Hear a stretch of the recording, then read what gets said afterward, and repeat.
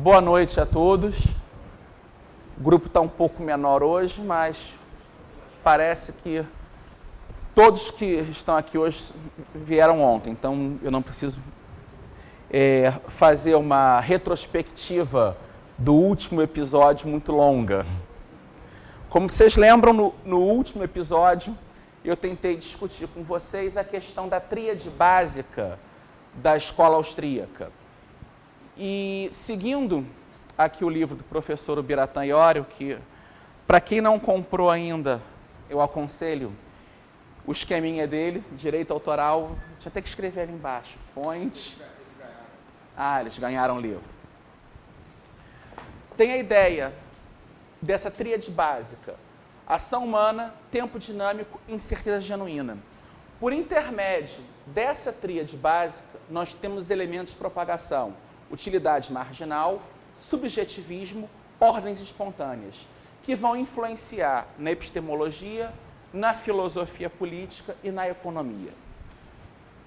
Então, retomando um pouco esses temas que eu tratei ontem, eu vou aqui voltar algumas pequenas coisas. Exemplo, a praxeologia. Se nós pegarmos o Ação Humana, que é outro livro fundamental para o entendimento da escola austríaca, nós temos na página 3, Mises dizendo o seguinte: os problemas econômicos ou catalíticos estão embutidos numa ciência mais geral, da qual não podem mais ser separados. A essa ciência geral ele chama praxeologia. A praxeologia, ela tem, indo aqui na página 32, é uma preocupação que hoje nos parece até um pouco fora de lugar, ele dedica todo o capítulo à questão de praxeologia e história, uma parte. Por que isso? O grande adversário de Mises e da escola austríaca nessa época era a escola histórica. Hoje a escola histórica de economia é um fóssil, mas na época existia como uma corrente dominante a crença de que, por intermédio dos acontecimentos passados da economia, poderia se determinar a economia presente e a economia futura. Toda uma visão de um historicismo. E isso não foi só na economia. Se nós pegarmos uma das grandes obras no campo político de Karl Popper, A Miséria do Historicismo. Então essas teorias historicistas de base hegeliana eram muito fortes, não só no pensamento econômico, mas no pensamento sociológico. Então, nessas ciências da ação humana, refutar o historicismo e a escola histórica se tornava algo fundamental. Hoje eu acho que vai ser difícil encontrar alguém que ainda, salvo um marxista mais radical ou outro, você não vai encontrar essa visão, mas ela ainda era muito forte nessa época. E Mises, para resolver o problema, diz: existem dois ramos principais da ação humana. A praxeologia. 2, a história. A história é o conjunto e a arrumação sistemática de todos os dados relativos à experiência da ação humana. Lida com o conteúdo concreto da ação humana. Só que ela lida com a ação humana que passou. Você não pode, por intermédio desse conhecimento passado, predizer o futuro, porque o elemento de incerteza é fundamental. Nesse mesmo sentido, ele vai dizer, na página 42, que a experiência relativa à ação humana difere da relativa aos fenômenos naturais, porque requer e pressupõe conhecimento praxeológico. Por essa razão, os métodos das ciências naturais são inadequados para o estudo da praxeologia, da economia e da história. Na página 42 ele diz aqui: o verdadeiro tema da praxeologia, ação humana, tem a mesma origem que o raciocínio humano. Ação e razão são congenéricas e homogêneas, podem até ser consideradas dois aspectos diferentes da mesma coisa.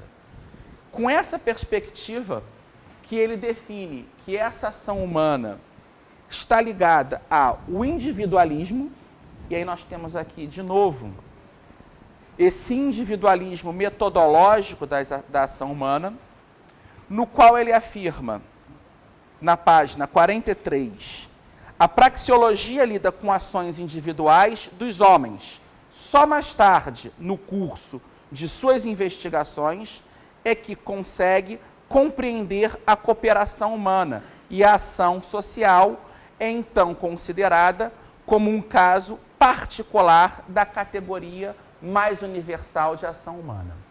A praxeologia é uma forma de conhecimento a priori. Se nós pegarmos a terminologia de Kant, Kant diz que ao tentarmos buscar o conhecimento, nós temos 3 tipos diferentes de juízos. O primeiro ele chama de juízo analítico. Exemplo de um juízo analítico. O juízo analítico é aquele que numa preposição A, servindo como sujeito, está contida uma proposição B, que é o predicado. O exemplo clássico de Kant: todo corpo tem extensão. A própria definição de corpo pressupõe essa extensão. Ocupa um espaço. Então, todo corpo tem uma extensão. Eu já tenho essa informação acerca do objeto contida na própria definição do objeto. Ele é um conhecimento limitante, porque todo conhecimento acerca do objeto já está contido nele próprio. E você não consegue ampliar o conhecimento. Ele se torna até um conhecimento tautológico. Você não consegue entender a realidade por intermédio desse tipo de conhecimento analítico.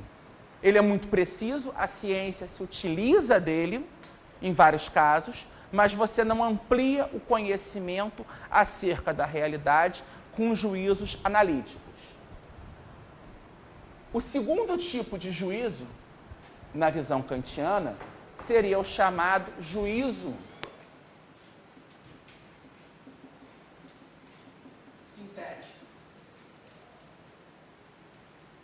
Só que esse juízo sintético, na perspectiva kantiana, ele pode ser de 2 tipos.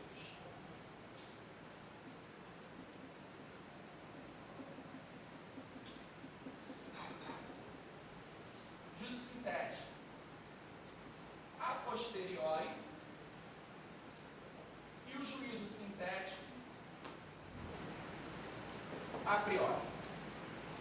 O juízo sintético, nós temos o juízo sintético analítico e o juízo sintético a posteriori, que seria o conhecimento empírico, tal como eu defini ontem. Por intermédio da observação dos fatos da realidade, nós ampliamos o nosso conhecimento dela. Todavia, Kant informa que esse tipo de conhecimento, ele é um conhecimento parcial, porque nós não temos informações na realidade suficientes para chegar a uma conclusão verdadeira sobre um assunto só com dados da realidade. Então é importante ir nesses juízos sintéticos a priori, que é o que a ação humana é. A prioristicamente, antes de observar o fato, nós temos esses axiomas que vão determinar como se dá a ação humana. Nesse núcleo fundamental da escola austríaca, ao ter como pressuposto uma nova ciência da ação humana, Mises vai definir a ação humana como algo deliberado do homem. O homem necessariamente precisa agir. E ele vem aqui na página 12 do Ação Humana dizendo: ação humana é comportamento propositado. Também podemos dizer, ação é a vontade posta em funcionamento. transformada em força motriz. É procurar alcançar fins e objetivos. É a significativa resposta do ego aos estímulos e às condições do seu meio ambiente. É o ajustamento consciente ao estado do universo que lhe determina a vida. O professor Iorio, aqui no livro dele, Ação Humana, diz, na parte de ação humana,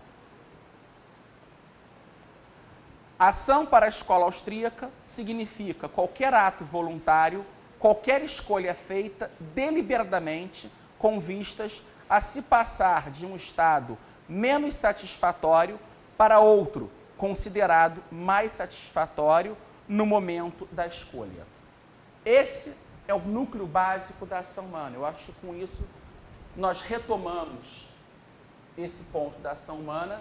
Eu vou rapidamente voltar aos outros dois núcleos para darmos continuidade à nossa aula de hoje. O segundo componente é a concepção dinâmica do tempo, ou tempo subjetivo, ou ainda tempo real. E como eu disse, essa concepção da escola austríaca é retirada do filósofo Henri Bergson, filósofo francês, começo do século XX, e Bergson, sobre o assunto, diz o seguinte: duração, que é o conceito fundamental, esse tempo real que Mises utiliza, é o conceito de duração. O tempo mensurável da ciência é o tempo mecânico, ou seja, um tempo espacializado, como o tempo do relógio, que é um conjunto de posições dos ponteiros sobre o quadrante. Este é o tempo reversível, no sentido de que em um fenômeno mecânico é possível voltar atrás e partir novamente do início. No tempo da mecânica, cada momento é extenso ao outro, é igual ao outro. Um instante segue o outro e nenhum instante é diferente, mais intenso ou mais importante que outro. O tempo da experiência concreta, ou seja, a duração, esse tempo que a escola austríaca usa, é uma coisa bem diferente do tempo da mecânica. E isso porque o tempo concreto é uma duração vívida, irreversível, nova a cada instante.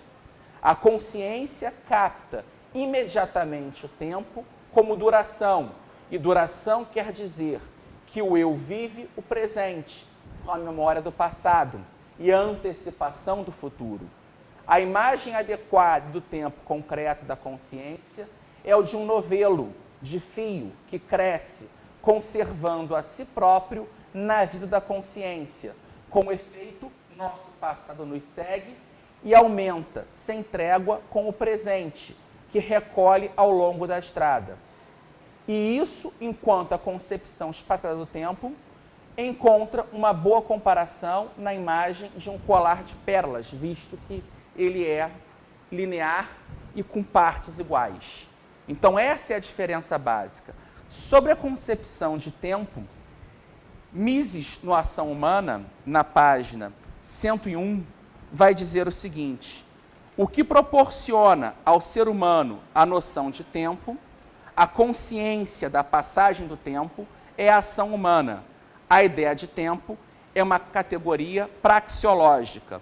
A ação está sempre dirigida ao futuro, consiste essencial e necessariamente em planejar e agir com vistas a um futuro melhor.